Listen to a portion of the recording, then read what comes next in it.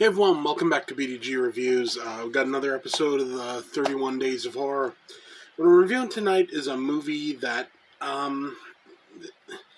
is kind of like I have an interesting history with. The movie's Doctor Sleep. I'm actually surprised I've never reviewed this before. But here's the bit of interesting history. As you no doubt now know, this is a sequel to The Shining.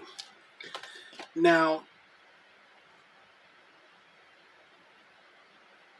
I don't want to say I'm not a fan of Kubrick's The Shining, because as a movie, I think it's phenomenal. I think it's filmmaking at some of its best, but I don't find it scary. Never have. I saw The Shining for the first time when I must have been 8 or 10 or so. I actually rented it on VHS from the library of all places. I didn't find it scary then. I don't find it scary now. It's a movie about a crazy person put into a situation where they have no real choice except but to go even more crazy. That was my issue with it. Always has been. What Dr. Sleep does, interestingly enough, is this actually makes me more of a fan of The Shining. It's kind of weird. I know Stephen King has actually felt the same way kind of about it. What this does... Well, I'll first get into my main gripe with The Shining. It's always been... Jack was crazy from the beginning. How you feel about the movie, that doesn't matter. The fact of the matter is, he was crazy from the beginning. He was already right on the edge, when he went there. The whole idea of the book and everything is, the hotel, drives him insane, essentially. It pushes him over the edge, where... The problem with the movie is he was already at that precipice to begin with. If he hadn't gone to that hotel, he probably still would have tried to kill his family. That's just kind of the situation with The Shining. What this does is this shows, basic plot, it's his son. It's many, many years later. He's working... he's had his own problems with, drink and alcohol and, stuff like that. He ends up, his shining power or whatever, he ends up coming into contact with this girl who also has, the shining power. And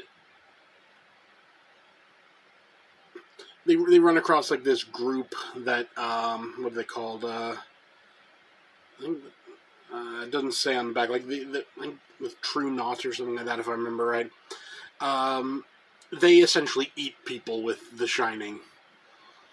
So it's this whole confrontation with them.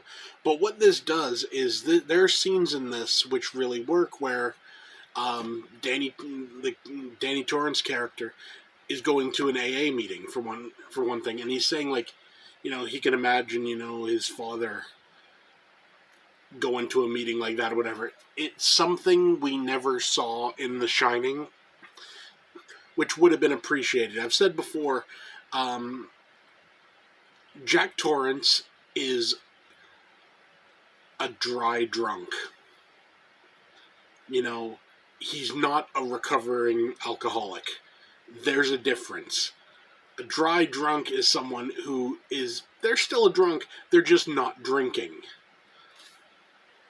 Where you got, a recovering alcoholic is someone who's, getting, trying to get over it kind of thing. That's the main difference here. Where, the Danny Torrance character is someone who is a recovering alcoholic. And he's he's okay with that, And I like his character arc as that. again, it goes back to The Shining, where I just didn't see that. But what this movie does so well is it how can I put this? It connects the dots. The thought that, when he's talking about, like, how he imagines his father, at one of these things, many years ago, just kind of gives you the opinion that maybe before, the events of The Shining, maybe things weren't as bad as we were shown in Kubrick's movie.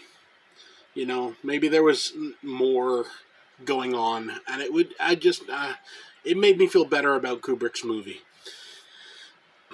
This movie itself, really solid. This movie is criminally underrated. It's like, it came and went like in the blink of an eye in the theaters, and, excuse me, no one really talks about it, and it's a damn shame, because this is a superior little bit of filmmaking here. It connects to The Shining and to let's put it this way, it connects to Kubrick's The Shining as well as the novel of The Shining, and it merges those two worlds quite well, actually. And the thing is, by the end of the movie, I'm not going to go into any spoilers here, but things that happened in the book that didn't happen in the movie have been rectified in Dr. Sleep. So, honestly, if you watch The Shining and then you watch Dr. Sleep and then read the book, like, in that order, it feels right. The problem, you watch The Shining, then you read the book, and you're like, okay, what the hell? Like, this is not the same story. This remedies that, which is a big plus for me.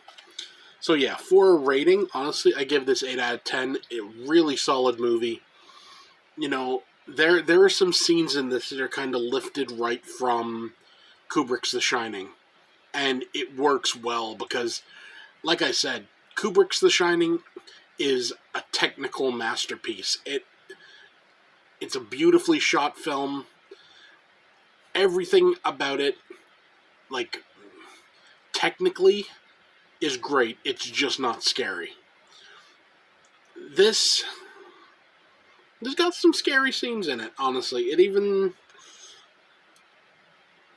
It brings back some of the ghosts and whatever from The Shining.